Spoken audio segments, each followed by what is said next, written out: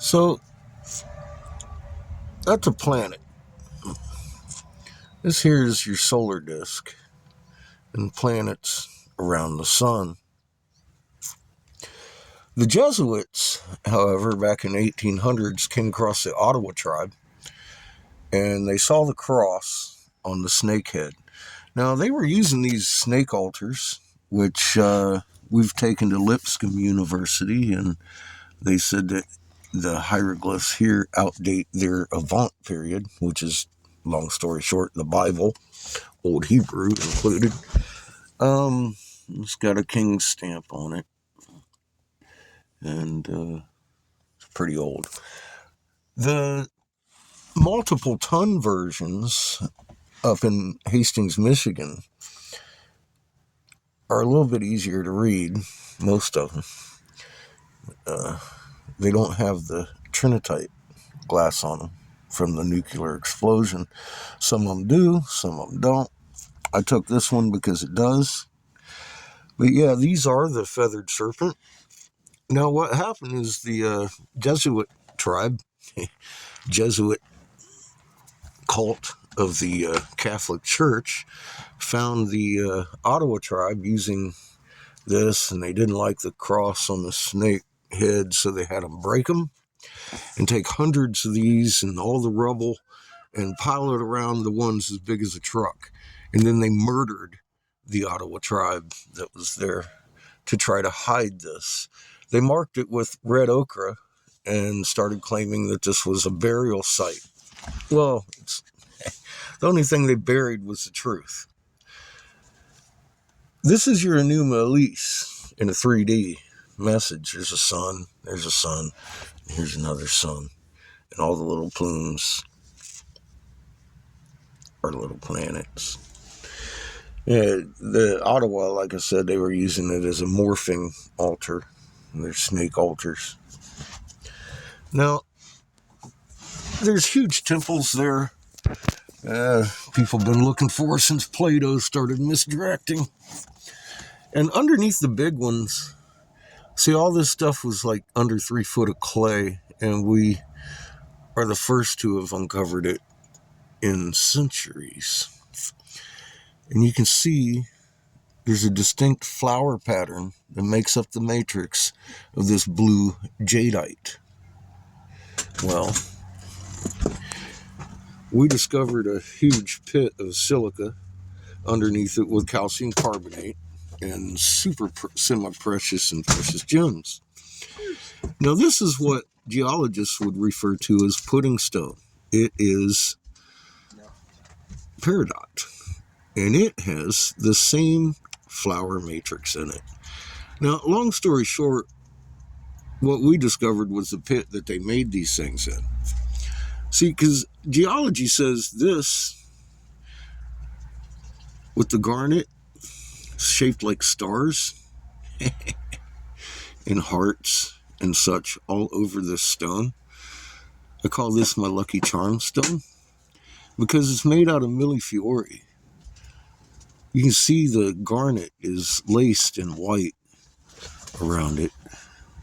There's a bunch of beautiful little shapes inside this stone. Now, what they did was they would take the silica, calcium carbonate, mercury, a couple of elements to make either jadeite or peridot, and they would shoot it with a magnetron. See, there's a heart right there. There's another star. This is my Lucky Charms rock. Now, what geology says is these garnets were laying around in sand, and the sand turned to crystal around them. Well, bullshit. This has no air gaps in it, and it has a magnetron signature, which is very flowery looking tube inside your microwave. Yeah, it produces an awful lot of heat. These things were made in molds, and now we know how to make piezoelectric materials that we can build our buildings with again. This also has your flowers in it. Now, we've been to several different museums across the country that black onyx, whatever, there's all kinds of different stones with this flower matrix in it. And all the curators were like, oh my God. So, Michigan State University actually has some of the ingredients from the pit and the know how to make it now. I've spoken to the head of the archaeology department up there, and she's informed me that that this is the most comprehensive, sensible thing she's ever heard of in her career as far as how to make these things.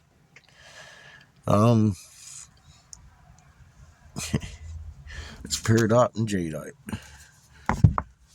That is not glaze. That is trinitite glass. Now you can see the detail. Really nice.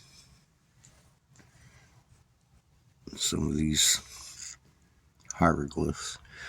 And depending on the shadows and the position of the stone, you can see different things throughout the day show up. Anyways, I just wanted to cover that because this blows the geologist's explanation of pudding stone out the window. It is absolutely man-made. We know how they made them now, and it was building material. This here being decoration and someone showing off. Much like I would. You know, this is a millefiori. It's a repeating pattern. That's a triangle.